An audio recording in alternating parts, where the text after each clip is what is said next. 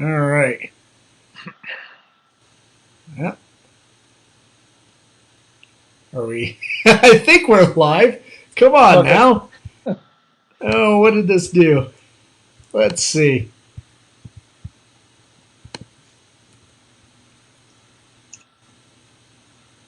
Yeah, I think it's still working.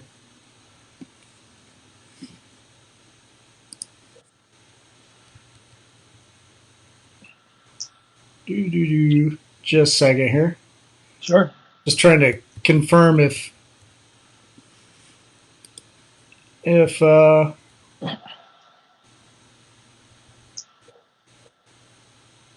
there we are. We are actually live. All Okay. right. Excellent. Good. Ah, yay! Technical issues. I know they happen every time. Oh my gosh. This is COFOH Live and Undead. I am your host, Daniel Crosier, and I am with the magnificent Dennis Vincent, filmmaker extraordinaire. And Dennis, how are you? I'm doing good. How are you doing, Daniel? Oh, wonderful. I love your backdrop. Holy Oh, cow. well, thank you. Yeah, we're broadcasting live from the mummy's tomb. Oh, that's Got the sweet. mummy with me too. He's a silent partner, but he's joined me. I hear he has a lot of rage in him. It's nice that he's So, kind of yeah, simmered down. yeah, he did. Yeah, well, he got a lot of it out in the movie. I think a lot of that frustration. Now he's resting. If you saw the movie, I don't know if you've seen it, but I actually, and I should have reached out to you sooner, but I was trying to hunt it down. oh, I saw it had a place on Amazon Prime, and it wasn't mhm. available there. And then It's I was, not now. yeah, Yeah, well, it's actually good news because okay. actually it got picked up by a distributor. So they had me take it down. So it's going to be put out by Wild Eyed Releasing. Oh, And yeah, congratulations! so thank you. Yeah, so Rob, now if I can say his last name, I think it's Hauschild. Yeah, Rob Okay, Hauschild. He's the head of that company of mm-hmm. Wildlife Releasing. But they believed in the project, even though I'd already had it up on Amazon, and Uh-huh. it was kind of living in obscurity there for a while. And they believed in it. And I think they're going to give it some, hopefully give it some recognition that it deserves. So they really believed in the project and they wanted to do it. So I was happy about it. So it'll be out September. Sometime in September, it'll be out on a DVD and in VOD as well. So, Nice. yeah. That's wonderful. Just in time for my birthday. I love it. Oh, good. That's great. Well, and you directed two other documentaries too before that, right? Yeah, that's how I got my start pretty much. I think Mm. some filmmakers do that just because it's so much easier because you're not working with actors if you're doing what they call narrative pieces, which are films that with actors and things like that. Right. Not to say that documentaries can't; they do that with their reenactments and stuff, and that would involve the same kind of narratives that you would need, and that's really complicated. Not to say documentary it is, but it's an easier place to start because you're pretty much doing interviews for the most part, Mm-hmm. and it's easier to control. It's more manageable and it gives you a chance to learn. You cut your teeth on that, learning how to put a story together, and then get all your reference material and stuff that you're going to need for that interview. Right. Your cutaways and B-roll, things like that, what they're talking about, and so it's more manageable than to do a narrative. A narrative is a bigger step. So I started doing that first. I started doing documentary. So I did two documentaries, and Cool. and then this is my third film. So Rage of the Mummy is I attempted other films, but they didn't work out for financial reasons, Mm-hmm. or a couple of them were that my lead actress left, Oh, lost to Hollywood, and this happens, as an independent, you're on a shoestring budget, and yeah. it gets expensive, and you can't control all these things. So it's a lot of work, and of all the art forms, film is the most expensive art form there is, unfortunately, and it's the one I enjoy, but I just want to do it. And I think as an artist, you find out what it is you can express yourself through the best. Some people are Mm-hmm. best at expressing themselves through dancing, Yeah. acting, or music, or whatever it may be. But this is the one I felt I express myself the best in. But I started off as a painter. That's really my background. I didn't go to film school. Nice. So yeah. What kind of painting? I did what they call, the pop surrealism is really what I'm. So it's sort of the lowbrow kind of work, Okay. Kenny Scharf and anything that comes out of Juxtapose magazine. Yeah. That's kind of my genre. That's kind of the group that I've been put into. So a little bit of like that outsider art. Yeah, very much. Yeah, exactly. Yeah, that kind of thing is really what I did. It's what I saw. I went to school for that, and I did get my BFA from the Hartford Art School, and I graduated with that. And I started painting for a while. I did okay with it, but I really needed to go to New York City to do that, and that was something that I really couldn't do at the time. Okay. So I thought, okay, so this is how I got into film, because I wasn't even thinking I was going to do it. I said, all right, well, if I can't go to New York City, because I was, living in Connecticut, and I had a child already, and I was married, and my wife didn't want to go, and so I said, okay, well, if I can't go up to New York, I think I will probably do instructional art videos. So that's what I decided to do. So I started doing instructional art videos. I hadn't got anything done yet. I had just started, and I was learning how to do it. Now, I did take courses up at Boston University on filmmaking a little bit. So it was a 4-day course. So they told you what sound was. Here's a camera, a camcorder at the time, because we used digital tape at the time. I should give you this. This is 2004 is when I went to this school to learn this. So I took 4 classes, and with that, I went out and bought everything they had given us at the in the class, and I started shooting some instructional art videos, started putting them together. And then I got interested in monsters, because I didn't really grow up. I had seen them as a kid, so I've never. It's like people think that I was involved with monsterdom since I was a child. Like, I liked all the Franks and all that, but I really wasn't. I had seen some of these things, but I wasn't a fanatic, and I watched a lot. I'd seen film, but that really wasn't something I thought I would go into. And there was I got. What really started was Rob Zombie. I liked Rob Zombie's music. And I liked him when he was actually in White Zombie. Yeah, back in the 90s. And I started collecting the music, but I started looking at the covers and the inside and their videos. I'm thinking they're covering monsters, so I thought I'm going to put these monsters into my artwork. Painting Frankenstein and all these things. I wanted to do that, and I started doing that. And when I started painting these monsters, I didn't know anything about them. I had never seen some of these movies. I'd only seen up to that point was Son of Frankenstein. And The Wolfman, and I think Island of Terror. Those are the only ones that really stood out to me as a kid, and I didn't really know the others.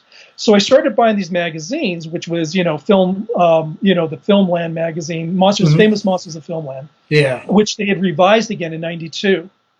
So I started going through it. I had never seen these movies, and I started getting fascinated more with the movies than with the artwork that I was doing. And so then there was, I didn't know where to see them, because I knew there was this time they had Blockbusters.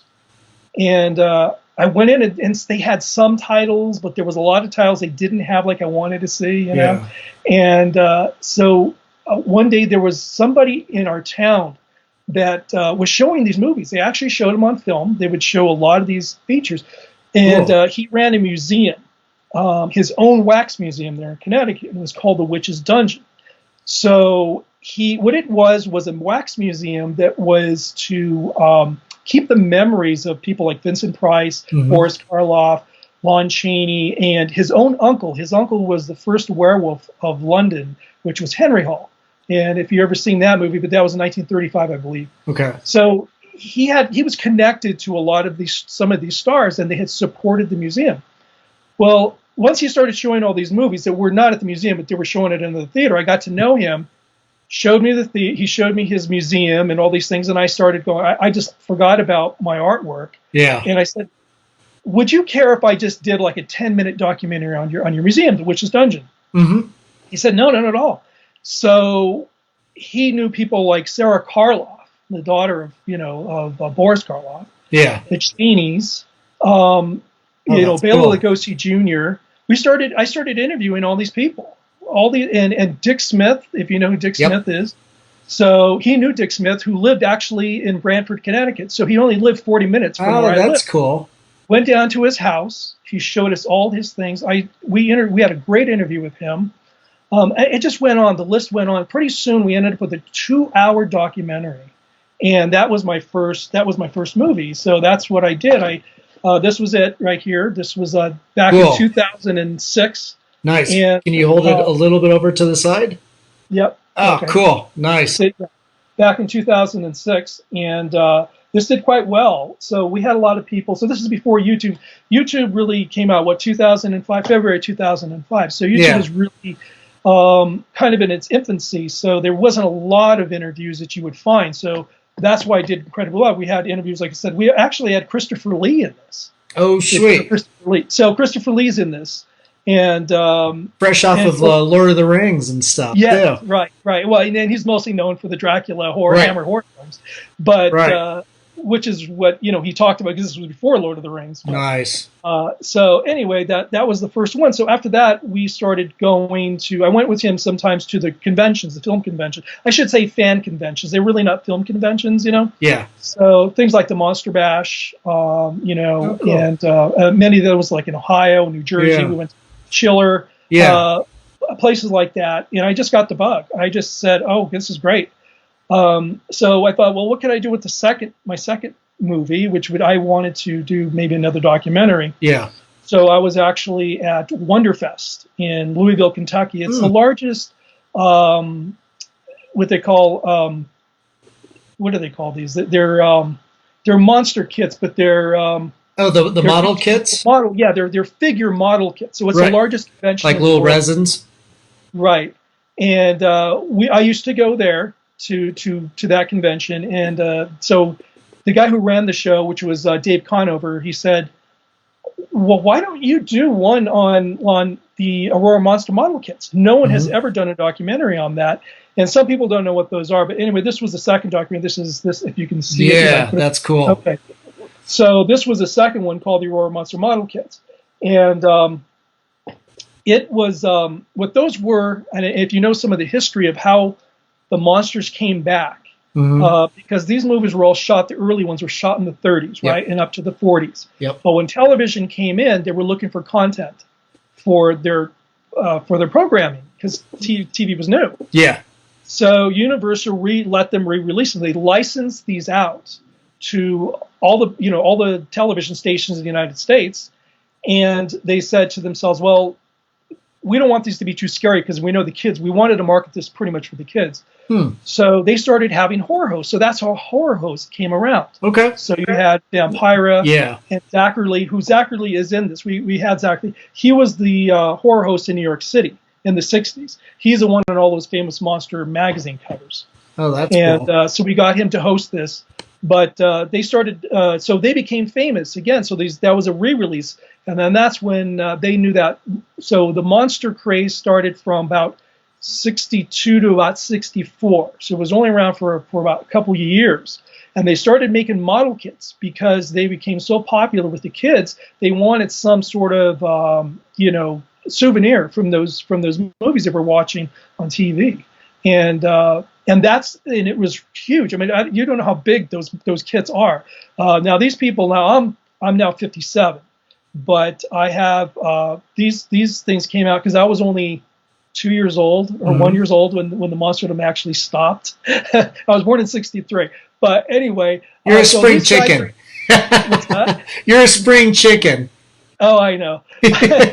So these guys actually, the guys that are about 10 years older than me, they were the ones that were really into this. So I'm really too young for that kind of thing. But this DVD really did quite well. It's been shown all over the place, and it's done, really, really well.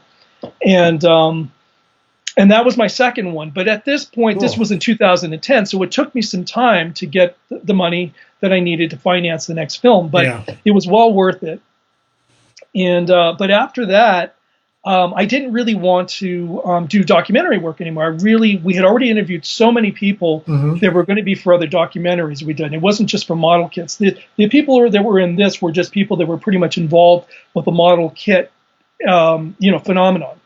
like the guy who painted the covers, James Bama. Yep. And then there was the guy that did who actually sculpted the tooling and all that they call it, who was in this too, Ray Myers. Nice. And we had interviewed other people. So since this guy knew other celebrities, we'd interviewed a lot of people from the Creature from the Black Lagoon. We interviewed all those people that were in it, and in other films and other movies. And I started to, like, Dee Wallace and George Romero. Yep. And I started thinking, well, I want to do what they're doing. You know what I mean? Yeah. Like, they're doing movies that are, with actors and narrative pieces. And I said, that's really what I want to do. Yeah. This was a great start for me, I think, for the documentary. But I really want to do my own thing. Cool. And so that's what happened. So I moved back to Colorado, which is my home state. I was actually born and raised here. I left here when I was 23. Denver? And I lived out there for about 25 years. And then I came back in 2010. So I've been here ever since. Okay. And I had to restart and network with people here and really start to hone my skills as a filmmaker. I kind of learned off their projects. They did a lot of short projects, and I learned from that and learned their mistakes and and things like that, and got better at it. And so then I decided to do Rage of the Mummy, but it took time because I had done other films that just didn't get off the ground. They didn't happen, and Rage of the Mummy was really kind of an accident that kind of happened. There was another movie I was going to make. It was called Creepy Island. It was sort of a Goosebumps. Oh, that would have been that would be cool, huh? Yeah, I still have the script. I mean, but I needed about $80,000 to $100,000 to do that movie. Okay.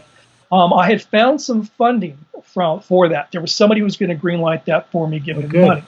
Fortunately, they passed away, and I wasn't able to do it. So family members and whatever money I had, where I was able to raise the $23,000 that I needed to shoot Rage of the Mummy, and that was the budget for that movie. Okay. And I went ahead and did that. It took me about 3 years, but we finally got it released in November of 2018. Nice. And ever since then, I've been working, and I don't do this for a living, because it's really hard. Yeah. And it doesn't pay a lot, and so I've been Uber driving this last few months or so, and I've been making pretty good. So I should now. This coronavirus has killed a lot of the business opportunity that I would have had for this. But so I'm not going to be able to shoot anything this year. What I will be doing though is I've been asked to shoot a movie in Pennsylvania. Oh, cool! So I was asked to direct and write a movie over there. It's a werewolf movie, which I'm actually writing right now. Cool. And so I'd already promised to shoot then, so that's the reason I can't shoot even next summer. I'll be up in Pennsylvania shooting a feature there. So the following year, in 2022, I should be able to pick up my next film, which is an anthology film, and it's called Discord. But that title will be changed. I'm not going to use that one. And that one is they're basically murder mysteries surrounded by supernatural elements. So there's 5 stories plus the wraparound. Nice. So any room for Scooby in the game? I'm hoping, because I love that movie. It's fun. It's not. It's pretty much it's a G rating. For the or at least a PG rating. Yeah. It's something that Disney would, around that kind of, rating, I would say. Same thing with actually Rage of the Mummy. The Rage of the Mummy is really a mild kind of feature as well, which was one of the reasons they wanted it, because it doesn't have any bad language, there's no nudity, and there's really very little gore in it. I think there's one scene with the mummy where he stabs someone with a sword, of course, and pulls it out, and it's got quite a bit of blood on it. And that was my buddy who wanted it on there. He's like, no, you need more blood. I'm like, oh, come on, let's not get crazy. But you could always say that the actor was filled with pomegranate juice. Yeah, you could. That's true. Yeah, that's he was very well hydrated. Yeah, it's just jelly. It's just jelly. Yeah. Well, but yeah, that movie is pretty much it wouldn't scare a 7-year-old. It's really that inspiration came from The Abominable Dr. Phibes, the Vincent Price film.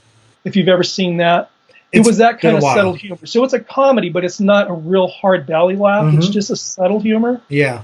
And that's really what it was. It's a very simplistic story. It's just about a group of occultists who steal the relics from the mummy's tomb because they possessed powers, and they thought they would enable them with powers to use their psychic abilities using with these things.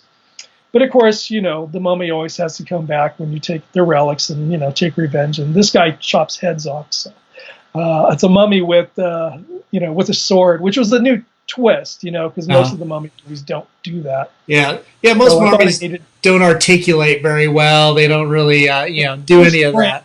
There's always strangling, or they throw people out windows and stuff like that. They're almost like a grade away from, like, you know, your zombie, you know, but, you know, probably a little bit more calculating, and they have taste.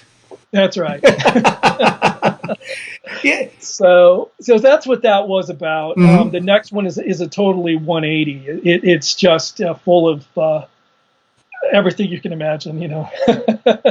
So that one's going to be a lot of fun to do. And then this werewolf movie is he really wants it more like an 80s flick, you know, something in that genre. Right. So I have that in my head to, as far as direction goes, as far as a story, it could be anything. You know, there's really not an 80s story or script writing because they're all the same. That's why we have, you know, remakes anyway. You know, the only thing is they change the environment and the language, you know. Yeah. But it's pretty much the essence of the same story. So so you're essentially going to be, you know, gathering the essence of that film, that genre. Right. I mean, I want more of, it'll probably have more of that look than it will anything else, you know, but that's what he's looking, you know, saturated colors and, you know, that kind of thing, you know. So. When I was watching the trailer for Rage of the Mummy, I noticed, and as you mentioned before, you were able to connect with a lot of the local talent here in Colorado and Denver. I noticed, you know, Kevin Ward and Richard Taylor and Tarina, you know, was in there too. Okay, yeah. I mean, you know, all you know, local filmmakers. You know, like Richard did Adam the Amazing Zombie Killer a few years ago and stuff. So you know Richard? Yeah. Oh yeah. I know a few of those faces in there. There's probably a few more that, if I look closer, I'll probably recognize. Yeah. We probably met in dark alleys. Who knows? Knowing Denver. Yeah, exactly. But you know, coming back and being able to collaborate in there. I mean, coming from a painter's background to film, that's quite a leap. But it's something that I've been hearing a lot more. I mean, I have my own fine art background, and I do the occasional short film project, and but you hear of guys like Taika Waititi, who was a painter too, and decided. David Lynch was another one. Yeah, David Lynch. That's a good one. He went to school for fine arts and ended up doing film. Yeah, even Orson Welles did. He was a painter. And he was he liked doing actually mostly not comic books, but cartoon characters. He was going to be an illustrator. That's really what he wanted to do. Nice. And that's how he ended up in film. Yeah, we ended there. I don't know how we do. Yeah, there's one ended up being filmmakers. Yeah, it's interesting to see like something like painting, which can be very isolating. You know, you can do it all by yourself, and then go into another visual medium, but one that requires a large collaboration of different disciplines and stuff. Yeah. Do you find that actually talking to you for the first time, you're incredibly social. Oh yeah. So I'd imagine it probably wasn't too much of a departure, except for just the organizational aspect, right? Mm-hmm. Well, no, actually, it was really a different thing for me. I was actually a very shy person. Oh, no kidding. That all changed when I moved here because I took acting. The reason I did, I took acting with Patrick Sheridan. He was a beloved actor and teacher here, coach in Denver. Unfortunately, he passed away from colon cancer a few years ago. But he taught me so much. And the reason I even took acting at all was because I had interviewed a lot of actors, a lot of them.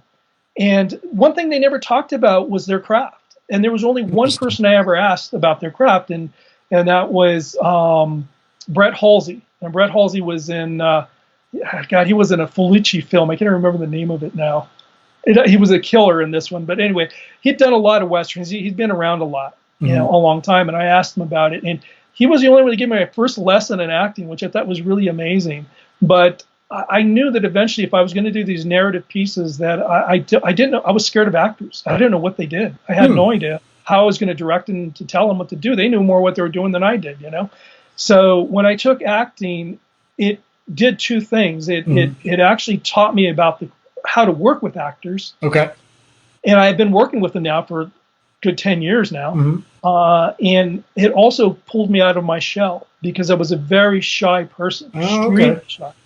And I think that's why I actually became a painter and artist, because I would sit in a room, by myself, have my cigarettes, I'd turn my music up, and I could just paint to my heart's content. But then when the day of the opening came and I had to go out there and meet people, I was drinking because it was the only way I could do it. That was the icebreaker. Shaking like a leaf because I just couldn't talk to people. Yeah. Just to show you how bad it was, one year I'd won an award. I took a top prize for one of my paintings. Cool. And it was neat because I got to hang actually with Andy Warhol in a Picasso painting along with this award. And they had it was a black tie dinner, everything. The guy who won second had a prepared speech. He went up there on the podium and gave this long speech about what he did. And I took the first prize and I went up there and I went, "Thank you." And I sat down. That was it. And the MC comes up and he goes, "A man, a few words," because I was too shy. I turned bright red. I just couldn't do it. Yeah. But after I got through the acting, and after I learned to, actually have the confidence to direct people and direct the 14 people plus a crew and all that, you get out of your shell real quick. Yeah. And you become social, and you start to learn how to work with people, because when you work with actors, you're working with different personalities, and some of them you have to hold their hand and get them through the scene. That wasn't true with these actors, but all my actors are really good for Rage of the Mummy. I love them all. I thought that for me, it was one of the features of the film. There's not a poor actor among them. They were so good, and I was so proud of their acting. It's one of the things that I like about the film, and I think that's one thing that kind of gives it a hallmark, that it doesn't look like an amateur film because the acting is good. You can always tell an amateur film when you see the acting is just like really bad. Yeah. And the worst acting was probably me, because I was the mummy. And I heard you're stiff. Yeah, I was. Yeah. The thing was that I tried to look at some of Christopher Lee's performances, and when he was in The Mummy, and some of the others like Lon Chaney. Yeah. And I couldn't do it. I mean, it's amazing how good you have to be when you're not even talking. You're just you're just doing mime. Yeah. And my walking's different each time. Yeah. It's just, sometimes it looks like I'm going for a stroll. Other times I'm just moving kind of very slow and deadpan. And so I wasn't good at that. Is it just kind of like the nuance, getting those little nuances to pontificate? I think it's more of studying what it's like to be in a suit, because there's more to it than just. And they did that. Actually, they learned Hollywood did that. They did that a lot. They would just put the stunt actor in a gorilla suit, or put him in a suit and expect him to do it. Yeah. And when you get people like Doug Jones, if you know Doug Jones, I mean, the guy's amazing. Okay, so that's real acting in a costume. And that's something you really need to study. There is a specific school just to learn how to act in a suit, how to do that. So that's something I would have to spend more time doing. I did it because it was convenient for me to be around, because I was available. Right. Now I'm better as an actor, without makeup on, and I'm just there, doing a one-on-one. But as the mummy, I think that was too much for me. But I did okay. I pulled it off. Directing in that costume too, that must not have been that easy. No, it wasn't. There's pictures of me in the suit with the camera. They're funny scenes, but but you have to do it, And that film just taught me how to make a narrative. I just wanted to see, can I do a decent production? Can I really do this? But it did. It taught me a lot about lighting. Taught me a lot about working with crew. Taught me about things that I thought were really important turned out not to be important. Things that I didn't think were important are really important. Sure. So I learned a lot making that film. So I think I'm really prepared for my next one. And that's the reason I kept it really simple. Yeah. Because if I had to do some really strong, dramatic scenes, I would be there too much wrapped up. I was worried more about technical. Yeah. learning lighting and making sure I was getting the best audio I could and that kind of thing. Just making sure that the production went smooth. Right. But most of the time that it took me to do that was really in all the second unit production work. The principal work was actually done probably one summer. We did it all like in about 2.5 months. I got everyone that I needed. The rest of them were just the cutaways of the mummy alone. So those I shot on my own. A lot of those shots, I didn't have any help. I did it myself. I just put the lighting, and I did it myself. But I had to do about 75 takes, so I made sure I was in focus and I was my mark and all those things. You really learn a lot, like that, putting yourself through the ropes as you did. There's nothing like baptism by fire. If you're going to learn how to do it, you might as well jump in. Yeah, it's true. I mean, that's the thing about film. Like, I learned a lot. Like, even as a painter, I remember there was times where I learned so much about painting before I even put the first stroke on the canvas. And you can't do that because it's like there's got to be a time you just got to jump in because the best teacher is actually experience. Right. And that's really what happened. Even though I had been working on, countless films here in Denver, countless independent small, features, shorts that we had done, they weren't mine. But when I actually had the chance to do my own, that you really do learn a lot. Yeah. It's easy to sit on the sidelines and criticize, but when you're in that seat, it's not that easy. No, it's not. It's call action and cut, but it's not like that. There's more to it. You got to be able to contribute more than what actors would have already been doing. Mm-hmm. So if you weren't there and somebody just called action, the actors would already do their lines, and all that. But a director really needs to do more than that. You need to contribute more. You need to be there to support the performance and be able to be there as a guide, and really have control of what's going on. Yeah. You need to contribute more than just say action or cut. And when you can do that, then that's really what you learn. You learn to do, at least to be an efficient director. That's what you need to do. I think that's some tremendous insight. I want to take the moment